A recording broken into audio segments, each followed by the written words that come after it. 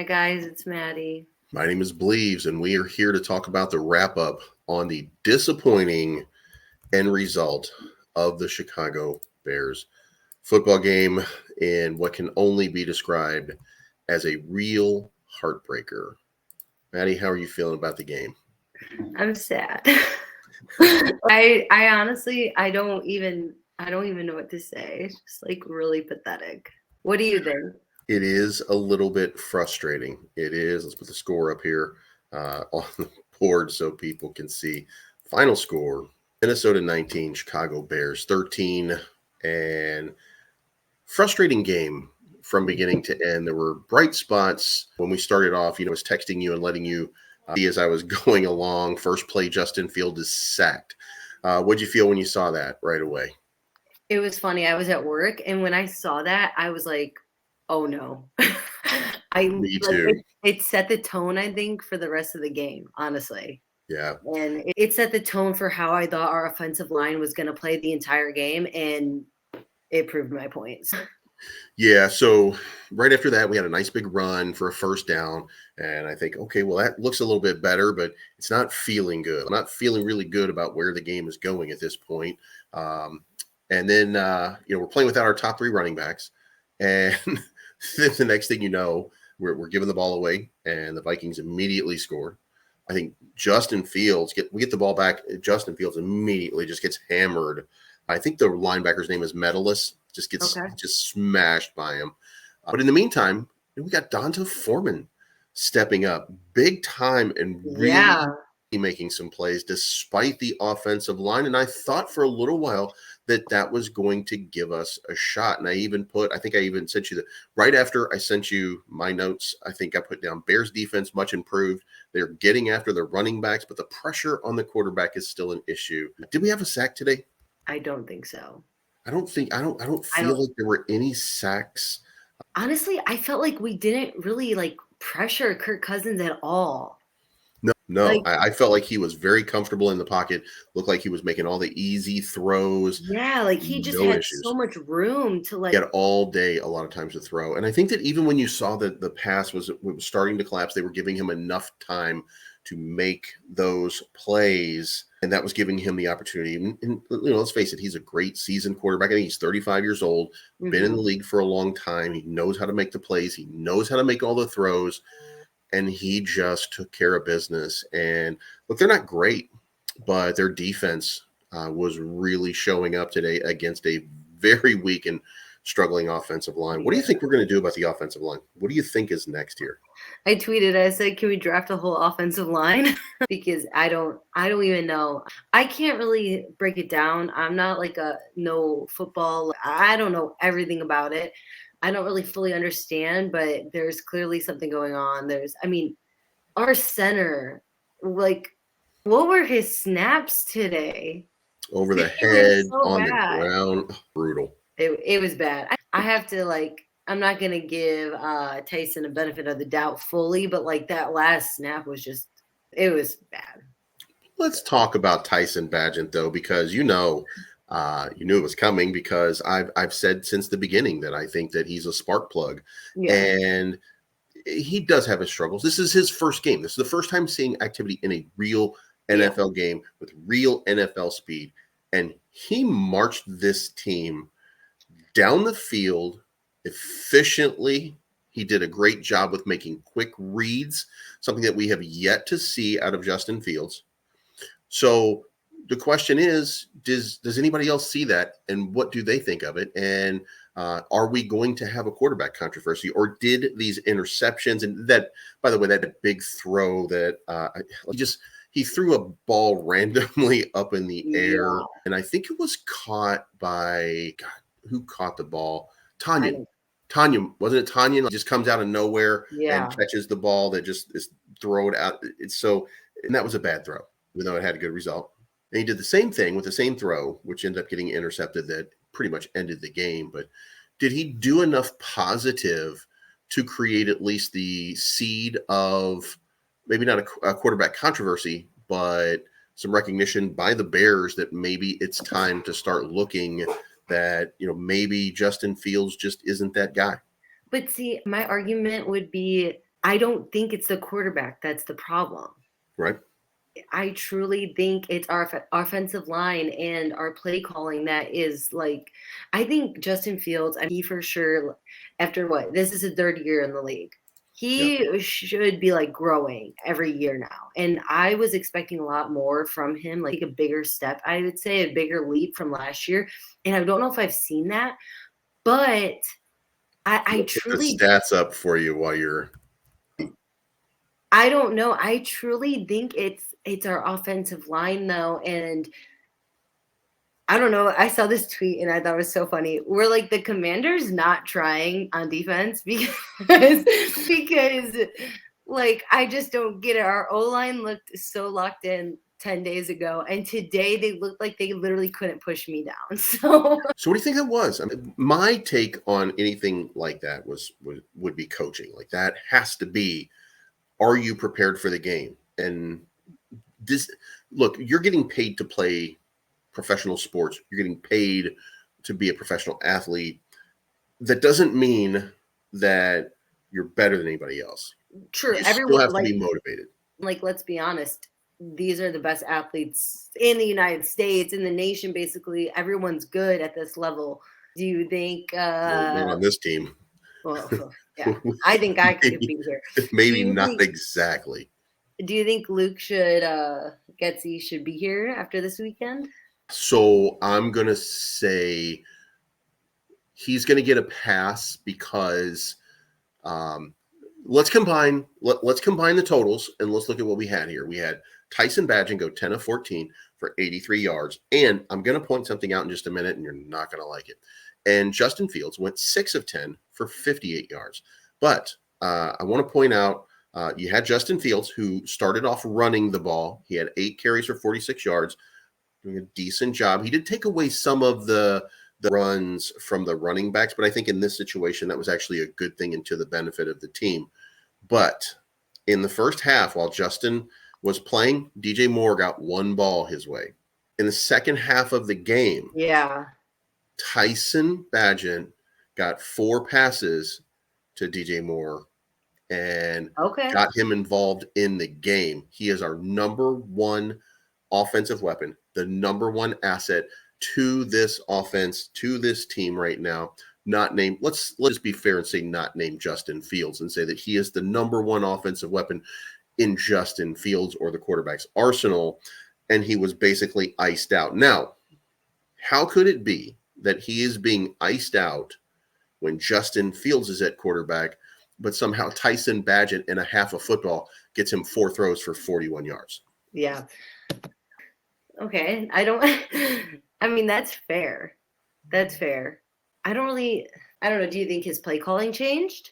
I think that, yes, I do think that Luke Getsy would have changed his play calling because Tyson Bagent is not the athlete that True. Justin Fields is. Okay. I think Justin Fields is a freak of nature. He is. I I, mean, I think people say that he's not an NFL quarterback. I do think he is. I just don't know if he like in this game of today's NFL where we throw so much, I don't know if he could step up to that. So let me play devil's advocate and say that I think what Luke Getsy was trying to do at the beginning of the year was to create a drop back quarterback and give him an opportunity to start to read defenses and break it down a little bit faster. And it's taking him longer because he's an instinct player. So he's playing against his own instincts in Luke Getsy's system. So by that logic, I think it would be better if Luke Getsy were not here and not doing what he's doing and not making those decisions in those. Yeah. But at the same time, somehow Tyson Bagent came out, made fast throws. And what takes away a pass rush? The running back and Deontay Foreman made a great bunch of moves. He kept the defense a little bit honest. And then Tyson came out and started making some rapid throws. And what that does is it changes the dynamic of your defense. You cannot run everything at him if he's making quick throws. So that's why that's why they were marching down the field and save that interception at the end. They were knocking on the door. True. Of a win here with Tyson Bagent. So I mean, again, let's circle back here. We had a dead offense that was not making plays, not getting the ball to our guy. Then we had a new guy come in who started making faster decisions. Doesn't have the talent, doesn't have the arm strength of Justin Fields. Justin Fields is an Adonis with a cannon for an arm. Yeah. Tyson Bagent, 6'3". I want to say 215 pounds. Probably not. He's probably not going to be ever a big guy in the NFL, but he's a serviceable guy. He's got good size. He can sit. He can look over people, and he can make the throws and he can make the plays. I would want him if he could make all the throws, but I think we did see that his arm strength is pretty weak compared to Justin Fields. But Yeah. I mean, that quick decision making. What are you choosing the team now? What do you do? Do you at least have a conversation with Justin Fields and say, hey, listen, I want you to watch this tape and I want you to see what Tyson did. I'm not telling you to play like Tyson, but I want you to see what he did and how quick he was able to find receivers who were open. Yeah. And then you got to figure out why you're missing these plays. Like who's going to talk to him and tell him that on this team? And look back at last year, and one of my problems I had with Justin was like he would just miss open receivers constantly. Like it was always too late. And I think we see that now too. I mean, he's a little bit better with it. I like, especially having DJ Moore. Yeah. That helps. But like you make a solid point, like DJ Moore was getting like way more looks when Justin wasn't, throwing. Yeah. But Tyson showed us, I don't know if you can really sacrifice the arm that Justin Fields has for Tyson's just quick decision making. I don't know. I mean, like it goes into the question, like Justin, if he's not injured, like for the next few weeks, whatever ends up happening with that, I think you go with him for the rest of the season at least, because we're 1-5. Mm-hmm. I don't know about those playoffs, but I think if he doesn't, like, his decision making can't improve within the next few weeks and stuff, like, or the rest of the season, I mean, I think you have to move on from him. And the person that you want, if that's the case, despite, by the way, did you see the comments that were coming from one of the Bears Hall of Famers that anybody who doesn't like Justin Fields was a racist? No, I didn't see that. I'll share that. I'll send that over to you. It was a little bit odd and a little bit peculiar because the end result was the people that don't want Justin Fields at quarterback want Caleb Williams at quarterback. How can you be racist? Yeah, that's the. It's a very weird. There was a weird thing going on. I didn't even see that in that regard. Like I couldn't imagine that I was really reading that, and like I think that so if. In fact, you have the opportunity to go pick out Caleb Williams, who had 3 interceptions, I might add, in USC's loss to Notre Dame. But I think, like, if you're going out and you're picking up Caleb Williams, then what? Then why give Justin Fields the chance? Because you need to have some progress being made, and if the guy who's going to give you some opportunity, some chance, is going to be Tyson Bagent. If he's going to make the better throws, if he's going to make the better reads, if he's going to make the better decisions overall, then why not let him at least have an opportunity for the second half of the season? And when you bring in the new quarterback, at least you're competing against somebody that reasonably he should be able to beat for the starting job in Tyson, because Justin Fields is a very tough guy, and no matter how much bad you might see out of him, he can't easily be taken down. He runs like a deer. Yeah. He is absolutely, like I said before, an Adonis on the field. Lightning fast. He has all the tools that you need to people from saying, get off the field. So what do you do? I don't know. To me, I understand this whole like Bears Twitter, like everybody against Justin Fields and wanting Caleb Williams. I don't get that. Like, why would we not, in my honest opinion, any quarterback that comes into our system is never the most successful in the NFC North, ever. And like, that's what kind of blows my mind. Like, okay, we could draft Caleb Williams at the number 1 overall pick. I guarantee he's not going to be much better than what Justin Fields is in 3 years, what we've seen so far. I don't know. I mean, I can't really speak on like his whole like football performance because I don't watch Caleb Williams, so I can't judge. It's just how I feel the Bears organization is as a whole. I just think we ruin quarterbacks. And we are able to, and here's something I can tell you that's consistent about the Bears. We've been able to do that no matter who the coaches are. True. Consistency about this team is that skills and attrition go hand in hand for some reason here, unless it's on the defense and unless it's the running game. Because, I mean, David Montgomery's not here anymore, but David Montgomery was a beast. And yeah, when he left. how far back do you go? Matt Forte? Matt was just a monster on the field. And Deontay Foreman, he was a great runner today. Even though he didn't get the openings, he didn't get as many opportunities, he was a great runner today. And Khalil Herbert, still a great runner today. Like not today, but so defense and run ball. How do we fix it? How do we fix getting a quarterback to perform in Chicago? And with that being said, Tyson Bagent, I'm going to say it one more time, made all the throws for the most part today, except the long ones, the arm strength kind of things, and the nervousness. You know, he threw the ball up twice, just threw the ball up badly twice. That's just also, I think, like it's his first NFL game. Like, it was a low IQ decision, I think. Mm-hmm. But I mean, he was not even drafted, and I don't even know the exact terminology, but he wasn't even drafted. So like, I can't be so mad at him. He is a human being. But I don't know. Okay, so I would argue if we're moving forward from this season, mm-hmm. our run game is there. I think it is. I trust run game. Like, I trust our running backs. I trust the wide receivers. If we DJ Moore, and I think Darnell Mooney needs to get a little bit more looks. He just doesn't. He's also not that strong. I think he's a little bit weaker on the side for a wide receiver. In a dream world, you want a quarterback who, and I'm going to say this, I know I'll probably get hate for this, but I love Tom Brady. But it's because he's quick and efficient with his pass game. In a dream world, I would love to see a quarterback who can just make a quick decision in 3 to 4 seconds and get the ball out of his hands. I don't know if Justin Fields is ever going to be that.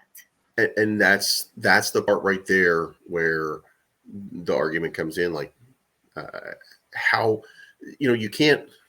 Maybe it's better for Justin Fields to not play, because if he can't make those quick decisions, if he's not comfortable making those quick plays, but he doesn't have an offensive line, aren't you doing a disservice? Like, at what point are you just endangering a kid who needs a better line? And you're putting the fans. I mean, listen, I'm going to tell you this: during the course of this week, there's going to be a lot of people who are going to be talking heads all over Bears media who are going to say, "Oh, Justin Fields is the starter. Justin Fields, blah, blah, blah, blah, blah." But there's going to be an underlying current of people saying, "Did you guys see the decision making that Tyson was doing? Did you see the under pressure? Did you see him march the Bears down the field, not once, but twice before getting intercepted?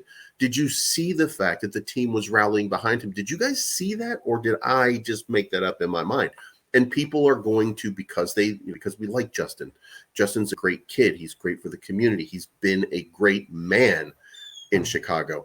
So, where do we get to the spot where you have to make the hard choice and say, this guy actually made those decisions. He actually made those moves. He actually he ball out. He wasn't pressured nearly as much. And when he was pressured, he did the plays. He did extend plays, and he did create opportunities. So, when do you have that difficult conversation? I don't know. What do you think? If it were me, I would be. I would have the conversation like I just said with Justin Fields, and I would say, "Listen, I want you to watch this tape, and I want you to absorb what's happening right now. I want you to see how he made these quick decisions. Now, I know that you'll ever make those quick decisions." Because this guy seems to have like but he doesn't have near the talent as you. So there has to be a middle ground here. Like there has to be a way that we can do this, because we want you to be the man, and we think that you are the man in Chicago. but you have to be the man in Chicago. And we can only help so much. You see your offensive line. We're going to do the very best we can to protect you, but it's going to break down. You're going to have to run, but you also have got to get the ball out a lot faster and give your players, give your athletes a chance to be the athletes that they are. Don't just throw it to them when they're, don't throw it into double coverage. Don't put bad situations. Don't get somebody coming across the field, getting ready to get wrecked. Make your athletes make you great. So how do we get there? I don't. I remember when we played the Bucks, and this was week 2, and I just remember there were a couple plays at the end of the game. Jim Fields was just holding the ball for so long, and I was like, "What is he looking at?" And I hope he's not injured. In all honesty, I really do. But so say he has to sit out. Who knows for how long? It's at least 1 week, maybe. That's the case. This needs to be an opportunity for him to be like, for the coaches to be like, here, watch him. He can't throw the ball that well. Like we all saw his little noodle arm, but look at how quick he can at least get out of his hands. And if I was Luke, I would be like, okay, so clearly he can't throw the long ball. Now we're talking about Tyson. Clearly he can't throw the long ball. But if we can make efficient short routes we have strong wide receivers, and if that can work against the Raiders next week, we could maybe take step forwards with him. I mean, you have to have a quarterback who can throw the ball down the field. Yeah. But I mean, he's so I don't know. He for sure just needs to get his foot out the door more. I mean, he was thrown in a situation that I would never want to be thrown in that situation necessarily. But I don't know. I think maybe next week Justin Fields needs to watch. If he's available. We don't know yet if he's available. As I'm looking right now, all I see is that he's injured, and I haven't seen an update on his hand injury, and we don't have an update on him right now. But we still don't have an update on him. Yeah, I can't see anything. If he is not, then let me play devil's advocate right here. It's Luke Getsy that here's my take would be DJ Moore. It's asinine. It's easy for us as critique to play and say, DJ like he held the ball too long. Well, I don't know that he held the ball too long when I watched the game, because if everybody's running a go route and everybody's going down the field, it takes a few seconds to get open. Why is Luke Getsy not giving him a lot more in the short game? And I think that probably is what fixed the last time. And I think they probably meant to fix it this time. But the offensive line was way better last week. We do have to be honest with that. Yeah, it was. So I think that maybe we've got the changes, and maybe, just maybe, that what we're talking about right now is already fixed. Maybe what we're talking about right now is we're looking at the error on the rebound game after the first big win in a year now. Yeah. And we're seeing the flaws, and maybe, just maybe, with Justin Fields in the game in that second half, maybe, just maybe, we would have seen something big happen, and we would have seen just a nice overall offensive blow up in the second half. I mean, maybe we would have seen that. We would have seen some. Or he would have never seen the guy even down the field to throw the ball. Well, I think Justin Fields was running very well. I think that he was in tune. I just don't think that he was in tune with DJ Moore. Yeah. Darnell Mooney. There's got to be a spot where we get people more involved. And yeah, I agree. Like, I just feel like, okay, I know DJ Moore he's great. Like, he's number one wide receiver. But I'm just like, who else is out there? I mean, we had our fourth string running back, and he Forum, right? I think that's his name, right? Yeah, let's put it back up here. Yeah. For receiving, we had DJ Moore with 5 for 51, Darnell Mooney 4 for 48, Tyler Scott 2 for 12, Robert Tonyan 1 for 11. That was the one that we talked about. Cole Kmet only 2 receptions for 9 yards. Non-existent today, I feel. Yeah. Not his own, and I'm not saying that's his own fault, but like, even just reading that, it's like that's just like not even that many attempts, like not enough touches for our receivers to have. And I'm really against our O-line. It's very soft. And I will say this, like all my sports teams are so soft and I can't handle it. Like I just don't get it. Like you're paid, it's your choice if you want to play football. No one's begging you to play football, but you're paid millions. Why are you not protecting your quarterback? Why are you not giving him time? Well, It's just frustrating. man on man, you like, how do you, that's a very difficult proposition is what you're giving right there, because this is a man-to-man game. There is a scheme involved. It's a man-to-man game. Like, why is this guy who's bigger than you and wants it more getting past you that Sorry, quickly? I had And charger. one of the things that I'm going to say is, when it came to defense, when it came to defense, there was a time when we had a very vocal defense. Brian Urlacher was talking all game long. Peanut Tillman was talking all game long. Lance Briggs was talking. Nick, oh my God, I can't remember his name now, but Nick Harris? the Mike, oh my God, the linebacker. Oh, it escapes me, but they were talking constantly. We had Julius Peppers here talking constantly. Now we don't have a team that communicates effectively. Oh, I know. It's even on defense, offense, none of them are communicating. And part of that camaraderie and that teamwork that is missing right now is in that communication loop. So, how do we get to a communication standpoint where these guys are talking to each other, letting each other know? I don't want to bring up my White Sox in everything we do, but I will say, like, it reminds me similar of the White Sox, though. Like, there is clearly a lack of leadership on the field and outside of the field. And I think the chemistry, like outside the field, you never know really what's going on behind closed doors, but it looks good on the Bears. Like they look like they genuinely care about each other. Like they spend time with each other, whatever. But who is your go-to? Because to me, it's not Justin Fields. The guy is like they have his back. That it looks like they have his back, but it doesn't look like he's your go-to guy. And what's his name? Cody Whitehair. Yeah. I love him. I love him, but he's older. I just wish he would be a little bit more vocal. I really wish, because I think people would listen to him. He was on the 2018 team, I believe, right?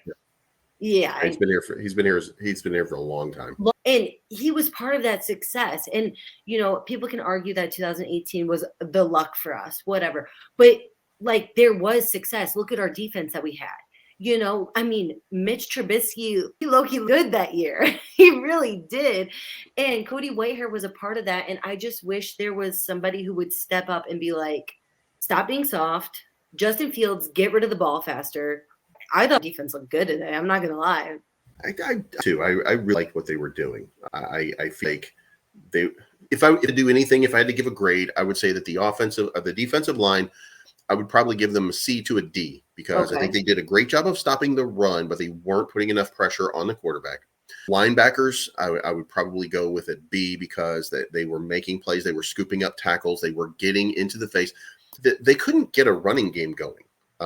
You were not seeing the Vikings get a running game underway, even though they ended up with, I want to say like 50 yards.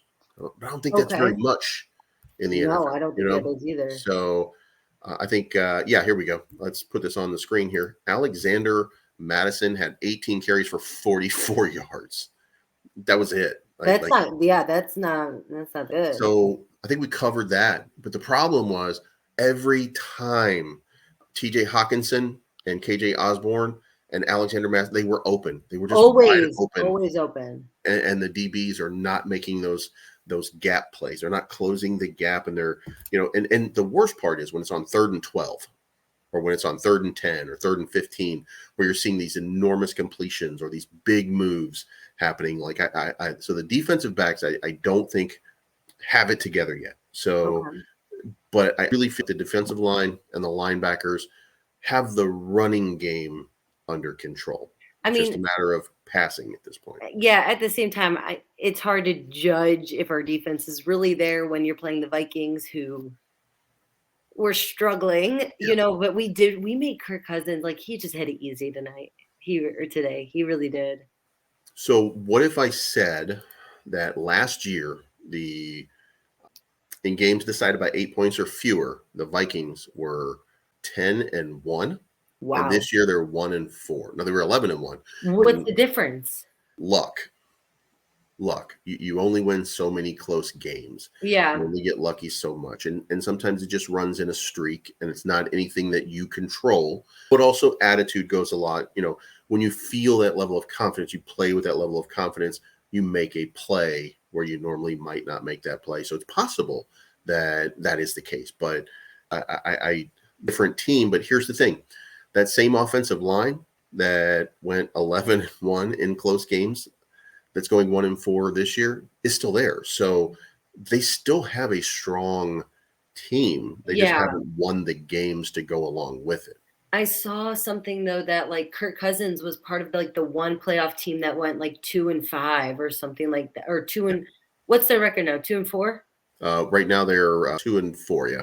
So I saw they were saying it after the game that Kirk Cousins is part of the only team I think in NFL history that was like 2-4 to start the season and then ended up going to the playoffs. And like, Kirk Cousins is Kirk Cousins, but like that's still like, he still has confidence in himself that he could lead this team that was what 13-3 or 13-4 last year, I think. A good season last year. They had really, I know they choked. It was bad. Frustratingly good. Yeah, that's what I'm saying. It was shocking how good they were, and that's why I was surprised to see that they were 1-4, but I think Kirk Cousins probably still has the confidence in himself that he can lead a team like this, especially when he has this whole entire roster almost the exact same, like at least similar. Yeah. So I don't know. One thing that like frustrates me though is like the past 3 years or since 2018, I just feel like we are constantly like last week we were up big and I still feel like we are playing behind our competitors every single week. It was an even match basically going into this week, and I was expecting us to have momentum. I think everybody was, and I still felt like the game was tied 6-6, I think, at one point. And the whole time I was like, oh, okay, like I think we're losing this game. So I'm gonna say I felt the same way, and I think it's part of the culture right now. Okay. That the fans feel. I don't think it's the product on the field, because let me tell you what happened when Tyson Bagent came in. I'm sure your phone went ding because I said Tyson time. Yeah, and I was like, huh? Because I didn't even know at first. I was like, what? And he came in, and he in the first series gave up a touchdown. Yeah. He got sacked. He gave up the touchdown, and that is the deciding points of the game. Consider that.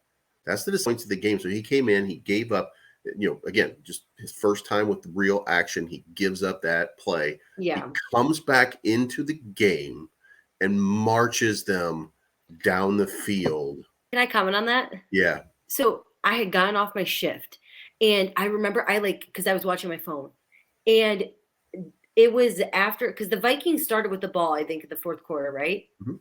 And so I turned it off, and I was just like, there's just no freaking way. Like, there's just no way we're going to get 2 scores in this amount of time. I didn't believe it because, well, Justin Fields, it takes some time.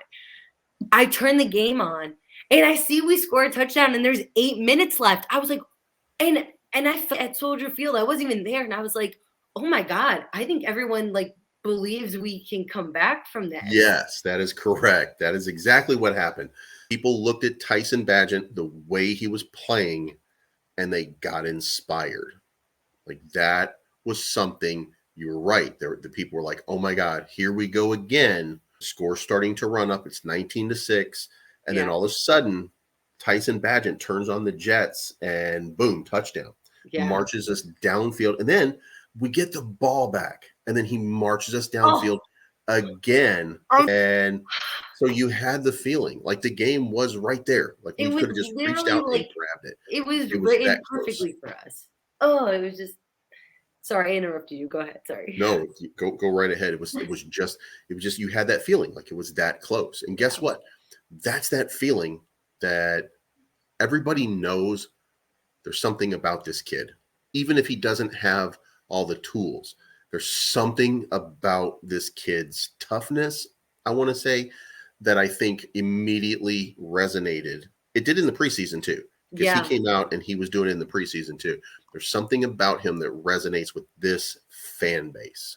Something that may not be resonating with Justin Fields, not because of Justin Fields' ability or lack of ability, but because of the way that he was coached and the that he now carries, and the fact that I can say something to you like, hey, Maddie, did you know that statistically Mitchell Trubisky is a better quarterback than Justin Fields through the same number of games? And it's an honest assessment. That's crazy to think because of how poorly we thought about Mitchell Trubisky and how positively we think about Justin Fields. And sometimes I have to catch myself because like 2018 will always hold such a sacred place in my heart. It was just so much fun, you know? And I remember, if you look back, look, Justin Fields' record, what is it? Does he have 10 wins? Yeah, he does have 10 wins. So we had how many wins last year? 4? Justin Fields' record as a starter right now, let's see. His career record is no 6-24. I knew it. I freaking knew it. Yeah. Knew it because this is I have to catch myself sometimes. And 2018, Mitch Trubisky. Why are we drafting Mitch Trubisky? Oh, why not at that point? I think we were going to ruin Patrick Mahomes. I really do.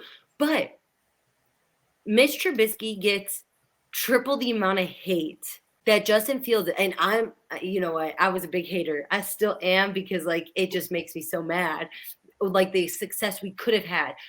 But he gets triple the amount of hate. How many more buys does Justin Fields get? I think that we have a realization now that we didn't have then. We blame Mitch Trubisky because we were sure that Matt Nagy was an offensive genius. Yeah.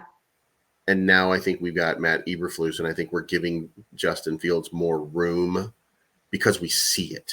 Okay. We see the talent. We see the ability to extend plays. We see all the things that we really did not see in Mitchell Trubisky. And I do think that Mitchell Trubisky probably could have been a decent quarterback. But, I mean, he was dealing with the same struggles that we're still dealing with.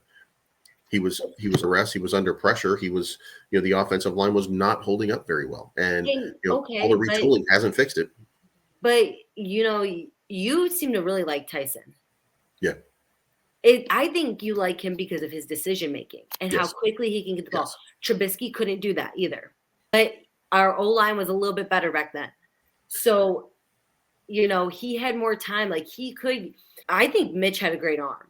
Wasn't as good as Justin Fields, but Mitch did show signs of it. He was athletic, just like Justin Fields, but he couldn't get the ball out of his hands quick enough. Mm-hmm. Same with Justin Fields. And so there's this disconnect between our coaches and realizing, oh, wait, okay, my quarterback, well, he can't throw the ball quick enough.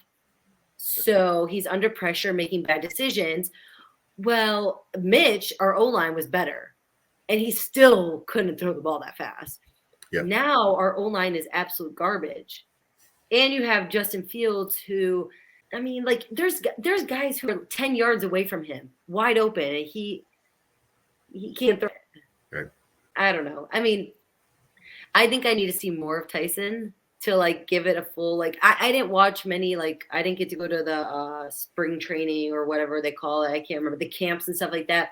But I remember on Twitter, everybody was talking about him. Yep. Everybody was like, "Oh wow, this kid is good." So here's the thing: if I were to go down and I were to analyze every play that Tyson Bagent had, for the most part, they were impressive. But the problem is the same problem that you would have. He doesn't have that rocket or cannon of an arm. Yeah. He's going to be a serviceable journeyman, and sometimes he's going to be a starter in this league for years to come. He is talented, and he is very sharp and very smart about getting rid of the ball.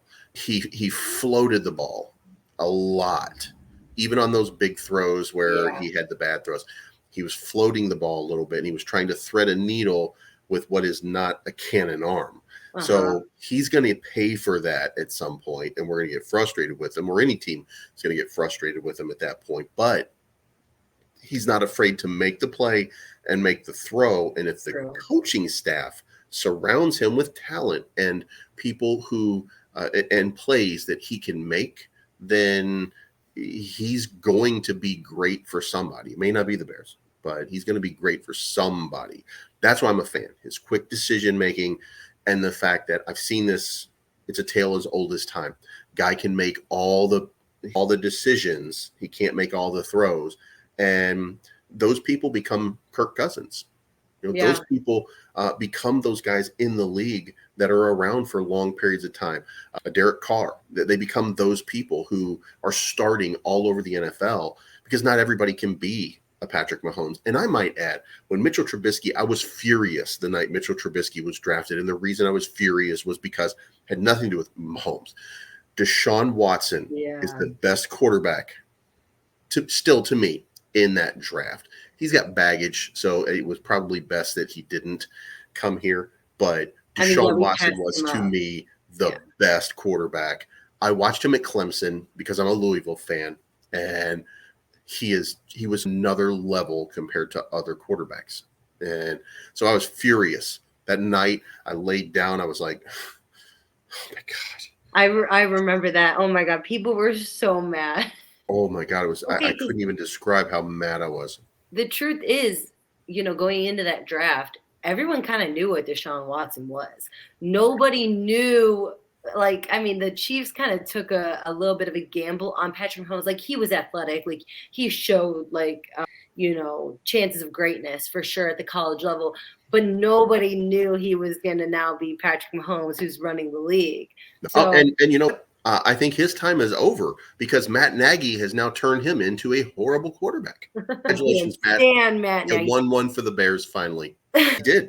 He's the offensive coordinator out there right now, Oh, I know. and they are struggling mightily. I have to be honest. I'm sick of the Chiefs. I'm sick of them. Like, I cannot stand them anymore. I can't stand their fandom. I can't stand it all. So I'm cheering for their downfall, especially because I can't handle that Matt Nagy got a freaking ring with them. 2018 was gonna be our year, okay? Yeah, Like, I yeah. will always be salty about that. Here's what I'll say: they get more time from me for whatever they do because I mean, they've not been relevant in so long. Okay, So fair. they've got their moment where they had an opportunity for a dynasty. They've had a nice little run. They'll probably still win some games, but they're already on the decline. Yeah, So I think that run is over. I think Patrick Mahomes is still going to be a great quarterback in this league my on his Chiefs fans talent are not gonna. alone. But it's But anyway, let's talk about next week because now here it is. We've got the Las Vegas Raiders. So we're gonna I have don't to know pick much now. about them. What are we gonna call the Raiders and the Bears? Are we going to take on the? Let's see what the Raiders are current Patriots. They're up 10-0. They beat the Packers, lost to the Chargers, lost to the Steelers, and got annihilated by the Bills. So Not too good. yeah, it looks like they're going to come in about 3-3. Okay, I Yeah, they're mean, 2-3, so they'll probably come in about 3-3. And so what are we going to do here? Points for 79, points against 114. So they are not a high octane offense at all. isn't Derek Carr their quarterback, right? No, he's now Derek Carr is somewhere else now. Boy, we're going to have to learn something about the Raiders for this Yeah. next week. Anyway, we'll leave that for another time, but we'll do an analysis before we get there, Okay. and we'll close that out. So, what do you want to say in closing?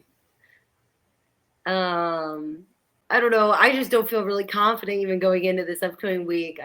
It's bad. Like, and you know me, I'm optimistic. Mm-hmm. I'm excited for every single game. I think every game we can win, but just like I didn't see who's going to be our quarterback.